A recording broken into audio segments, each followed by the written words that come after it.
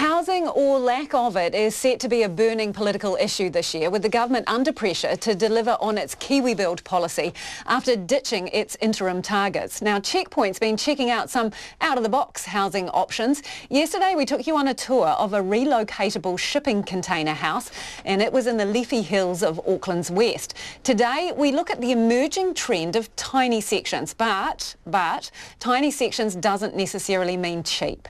I headed off with cameraman Nick Monroe in search of one.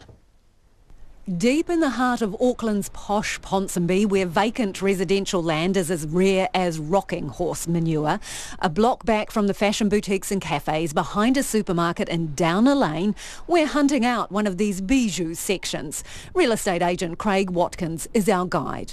This section, believe it or not, is probably the best price section in the whole of, the central Greater Ponsonby area. Now, Craig, that sounds like real salesman talk, so you're telling me this is a good deal, is it? It's true, but you could build like a 220 square metre townhouse on the site here, for under $2 million all up. $750,000 for a section. Sounds like a bargain. Cue raised eyebrows, mine included. Cool. So we're getting ahead of ourselves with the build. Let's just squeak around the corner here and see what we would be building on.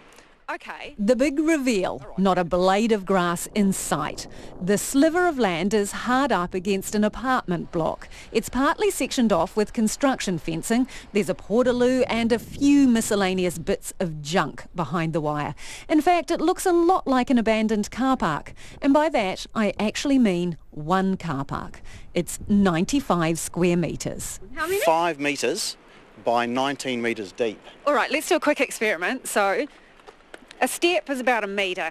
Yeah, you agree? Yeah, okay. Ready? Okay. 1, 2, 3, 4, 5. So that's my boundary. Yep. Okay, that's it. So, is that, a double car park across? No, we're going to have a single car park if you want a garage in here, but it's probably a better option to have this as a retail shop. You might want to live and work from home, in which case you can purchase or lease a car park in the building next door, underneath the supermarket car parks. Nick, our cameraman, whips down the length of the section in seconds. Let's put this little plot into a bigger context. Width-wise, you could park 2 cars side by side on it, but you couldn't really open the doors far enough to get in or out comfortably. Remember, the good old quarter-acre dream is more than 10 times its size. So to be clear, for this monstrous 95 square metre section, how much coin am I spending? Only $750,000. Only? Only. That tells me you're looking at the top end of the market once you've built it. Well, where do you see it pitching at? Yeah, it's certainly not the low end of the market. $750,000 before you even break dirt on this shrunken handkerchief of land. That could buy you a 3-bed, 2-bath, standalone house on about 600 square metres in Dunedin with a chunk of change. Oh, and a spa pool to boot. Is this the smallest section you've sold? Well, not exactly, because the one on the other side of the street is the same width, but it's only 15 metres long, or 14.7. So that makes it 74 square metres. Next to this bite-sized section is an empty lot. I'd describe it as an informal car park with a few vehicles scattered around. Craig Watkins looks at it and he sees 5 more empty sections. People still think in their heads about the quarter-acre section. So what is the reaction from ordinary people when you talk about this as a section?